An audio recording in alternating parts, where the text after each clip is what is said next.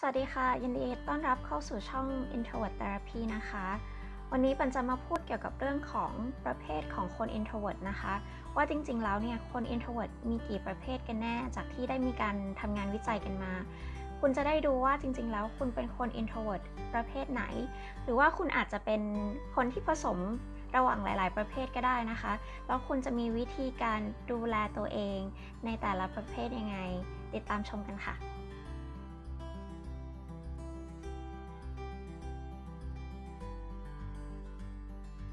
สิ่งหนึ่งที่เราปฏิเสธไม่ได้เลยนะคะเกี่ยวกับคน introvert ก็คือว่า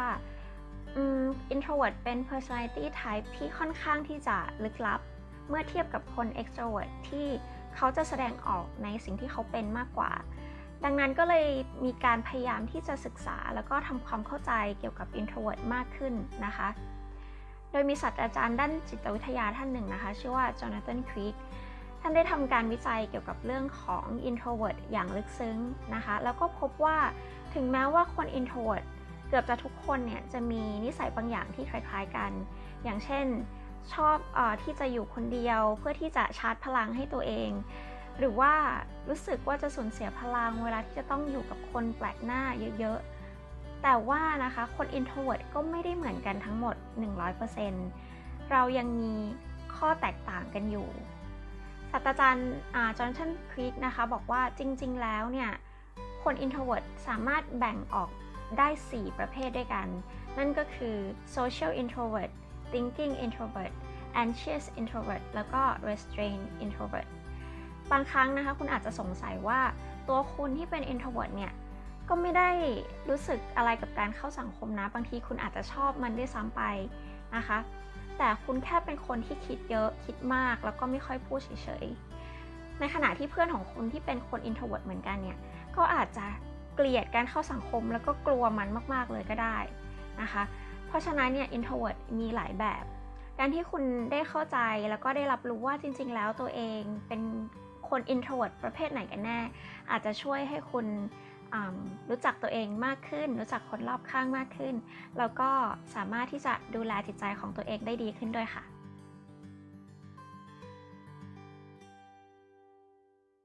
introvert ประเภทแรกนะคะก็คือ social introvert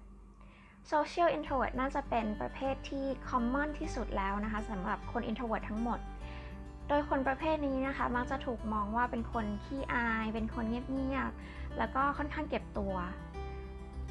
ก็คือเขาเป็นคนที่ไม่ค่อยชอบเข้าสังคมนั่นเองนะคะโดยเขาจะรู้สึกว่าการเข้าสังคมเนี่ยทำให้เขารู้สึกเหนื่อยสูญเสียพลังแล้วก็ draining เพราะฉะนั้นเขาเลยเลือกที่จะอยู่กับตัวเองทำในสิ่งที่ตัวเองชอบหรือว่าอยู่กับคนสนิทไม่กี่คนเท่านั้นแต่นี่ไม่ได้หมายความว่าเขากลัวหรือว่าเกลียดการเข้าสังคมนะคะเขาแค่ prefer ที่จะได้ใช้เวลากับตัวเองในพื้นที่ที่เขาสบายใจแล้วก็ได้อยู่กับคนที่เขาสบายใจที่จะอยู่ด้วยโดยถ้าคุณเป็นคน introvert ประเภทนี้นะคะคุณควรที่จะหาเวลาในการ relax โดยการอยู่กับตัวเองนะคะทำสิ่งที่คุณชอบแล้วก็ไม่พยายามที่จะฝืนตัวเองในการที่จะเข้าหาคนอื่นที่คุณไม่ได้สนิทด้วยมากเกินไปเพราะคุณจะเหนื่อยกับมันมากๆนะคะแล้วก็สิ่งที่สำคัญที่สุดนะคะก็คือการที่คุณมีเพื่อนสนิทหรือว่ามีครอบครัวที่คุณสามารถที่จะคุยด้วยได้แล้วก็เข้าใจในความเป็นคุณค่ะสำหรับ introvert ประเภทที่2นะคะเรียกว่า thinking introvert คน introvert ประเภทนี้นะคะถ้าคุณลองสังเกตตัวเองดูเนี่ยคุณมักจะจมอยู่กับความคิดของตัวคุณเองไม่ว่าจะเป็นเรื่องของผู้คนเรื่องของชีวิตเรื่องของความสัมพันธ์บางทีก็เป็นเรื่องเกี่ยวกับตัวคุณเองคุณมักจะจินตนาการเกี่ยวกับเรื่องพวกนี้นะคะแล้วก็หยุดคิดถึงมันไม่ได้ถ้าคุณเป็นคนแบบนี้นะคะคุณก็น่าจะเป็น thinking introvert ค่ะคน introvert ประเภท thinking introvert นะคะมักจะไม่ได้รู้สึกว่าจะต้องหลีกเลี่ยงการเข้าสังคมมากนักนะคะแล้วก็ไม่ได้รู้สึกอะไรมากกับการที่มีคนอื่นอยู่ด้วยเพียงแต่ว่าเขามักจะจมอยู่กับความคิดของตัวเองเยอะเลยทีเดียวเช่นถ้าคุณกำลังพูดคุยกับใครสักคนอยู่เนี่ยความคิดของคุณอาจจะไม่ได้อยู่ตรงนั้นก็ได้มันอาจจะล่องลอยไปไกลแล้วนะคะคุณกำลังคิดถึงอย่างอื่นอยู่แล้วคุณอาจจะกำลังคิดถึงสิ่งที่ได้ยินคิดถึงสิ่งที่เห็นอะไรก็ตามรอบตัวคุณ อย่างเช่นถ้าคุณดูหนังจบมาสักเรื่องหนึ่งเนี่ยคุณก็จะเป็นคนที่ชอบมานั่ง reflect ว่าถ้าคุณเป็นตัวเอกของเรื่องคุณจะทำเหมือนอย่างในหนังไหมแล้วถ้าไม่ใช่แล้วคุณจะทำยังไงแล้วตอนจบมันจะเป็นยังไงนะคะคุณจะชอบมานั่งคิดเรื่องพวกนี้ก็คือคุณมีความคิดที่เยอะแล้วก็ลึกมากๆนะคะเลยทำให้คุณอาจจะเป็นคนที่เข้าใจยากแล้วก็เข้าถึงยากอยู่สักหน่อยนะคะจริงๆแล้วคน introvert ประเภทนี้นะคะมักจะวิเคราะห์สถานการณ์ที่ตัวเองกำลังเผชิญอยู่ได้ดีแล้วก็สามารถรับรู้ถึงความคิดแล้วก็ความรู้สึกของคนรอบข้างได้ดีด้วยคนเนี่ยมักจะมองว่าคน introvert ประเภทนี้เป็นคนที่จินตนาการไปเรื่อยนะคะจินตนาการถึงเรื่องนู้นเรื่องนี้ไม่ค่อยอยู่กับความเป็นจริงแต่จริงๆแล้วสิ่งที่พวกเขากำลังทำนะคะก็คือ critical thinking เขากำลังคิดพินิจพิเคราะห์ทุกอย่างมีเหตุผลมากๆเลยค่ะถ้าคุณเป็นคน introvert ประเภทนี้นะคะการที่คุณจะพยายามหาช่องทางที่จะ express ความคิดของตัวเองออกไปเนี่ยจะช่วยให้คุณเข้าใจตัวเองได้ดีขึ้นเรียบเรียงความคิดได้ดีขึ้นคุณอาจจะเจออะไรดีๆในความคิดเหล่านั้นของคุณก็ได้นะคะคุณอาจจะพยายามเขียนสิ่งที่คุณคิดลงไปในไดอารี่ลงไปใน journal หรือว่าทำช่อง YouTube แบบนี้ก็ช่วยได้เหมือนกันค่ะ introvert ประเภทที่3นะคะก็คือ anxious introvert คน introvert ประเภทนี้นะคะจะตรงข้ามกับ social introvert เลยตรงที่ว่า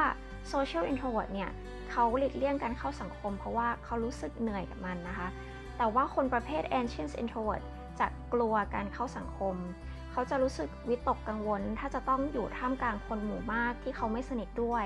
นะคะแล้วก็จะกระวนกระวายจะกลัวถึงว่าตอนนี้เขาควรจะแสดงออกยังไงดีแล้วคนรอบข้างเนี่ยจะมองเขายังไงนะคะทำให้เขาไม่มีความมั่นใจในตัวเองคนประเภทนี้นะคะมักจะชอบจินตนาการถึงสถานการณ์ที่จะเกิดขึ้นในอนาคตโดยที่ไปคิดถึงประสบการณ์ไม่ดีที่เกิดขึ้นในอดีตนะคะมันทำให้เขาสตั๊กอยู่ในลูปแล้วก็สร้างความไม่มั่นใจในตัวเองให้กับเขาเนี่ยมากขึ้นคนอื่นเนี่ยอาจจะมองว่าคนประเภทนี้เป็นคนที่บางครั้งไม่มีมารยาทเวลาที่เขาเข้าสังคมเพราะว่าเขามักจะไม่ค่อยพูดอะไรไม่สบตากับใครหรือบางทีเนี่ยอาจจะปลีกวิเวกไปอยู่คนเดียวเลยก็ได้นะคะอาจจะทำให้คนรอบข้างเนี่ยรู้สึกอึดอัดได้แต่จริงๆแล้วสิ่งที่คนประเภทนี้เป็นเนี่ยเขาแค่สร้างกลไกในการป้องกันตัวเองเท่านั้นเองหากคุณเป็นคน introvert ประเภทนี้นะคะประเภท anxious introvert คุณลองสังเกตดูว่าสถานการณ์แบบไหนหรือว่าอะไรนะคะที่ทำให้คุณรู้สึกเป็นกังวลหรือว่าไม่มั่นใจในตัวเองแล้วก็ลองหาวิธีรับมือกับมันนะคะโดยการปรึกษาคนรอบข้างที่คุณสนิทด้วยหรือว่าปรึกษาผู้เชี่ยวชาญก็ได้แต่สิ่งที่สำคัญนะคะอยากจะให้คุณจำเอาไว้ว่าสุดท้ายแล้วเนี่ยทุกอย่างจะโอเคแล้วคุณก็จะผ่านมันไปได้เหมือนกับทุกครั้งนะคะสำหรับ introvert ประเภทสุดท้ายนะคะเรียกว่า restrained introvert ประเภทนี้นะคะจะเป็นคนที่มักจะคิดก่อนพูดเสมอแล้วก็จะคิดอะไรเยอะไตร่ตรองอะไรเยอะนะคะก่อนที่เขาจะ take action อะไรออกไปแล้วเขาก็มักจะเป็นคนที่เปิดใจรับใครเข้ามาในชีวิตได้ยากพอสมควรเลยเพราะว่าเขาคิดเยอะนั่นเองเขาก็เลยจะสร้างกำแพงเอาไว้ก่อนนะคะแล้วก็คอยสังเกตดูว่าคนคนนี้ไว้ใจได้ไหมนะคะถ้าเขาคิดแล้วว่าคนคนนี้เชื่อใจได้ไม่ได้มีพิษมีภัยอะไรเขาก็จะเปิดรับคนคนนั้นเข้ามาในชีวิตแล้วหลังจากนั้นเนี่ยเขาอาจจะเปลี่ยนเป็นอีกคนหนึ่งไปเลยก็ได้ค่ะคน introvert ประเภทนี้นะคะเขาไม่ได้หลีกเลี่ยงการเข้าสังคมหรือว่ากลัวการเข้าสังคมเลยเขาออกจะชอบมันได้ซ้ำไปนะคะถึงแม้ว่ามันอาจจะทำให้เขารู้สึกเหนื่อยรู้สึก draining ไปบ้างแต่ว่าเขามักจะเลือกคนที่เขาทำความรู้จักด้วยแล้วก็มักจะเลือกว่าใครคือคนที่เขาควรจะแสดงความเป็นตัวของตัวเองออกไปด้วยนะคะเขาอาจจะดูเป็นคนที่ชอบสังเกตสถานการณ์รอบข้างแล้วก็คิดเยอะไปบ้างนะคะแต่เมื่อคนประเภทนี้เนี่ยให้ความไว้ใจกับใครหรือว่าเปิดรับใครเข้ามาในโลกของเขาแล้วเนี่ยเขามักจะกลายเป็นเพื่อนที่จริงใจมากๆคนหนึ่งเลยค่ะถ้าคุณเป็นคนประเภท restrained introvert นะคะเวลาที่คุณจะพูดหรือว่าจะ take action อะไรออกไปเนี่ยคุณมักที่จะคิดเยอะมากๆแล้วก็ใช้เวลากับมันมากๆนะคะเพราะฉะนั้นคุณอาจจะลองวางแผน สิ่งที่คุณต้องการจะสื่อสารออกมาก่อน ถ้าคุณกำลังจะต้องพูดในเรื่องสำคัญเช่นเรื่องงานเป็นต้นนะคะคุณจะได้สามารถพูดออกไปได้อย่างมั่นใจ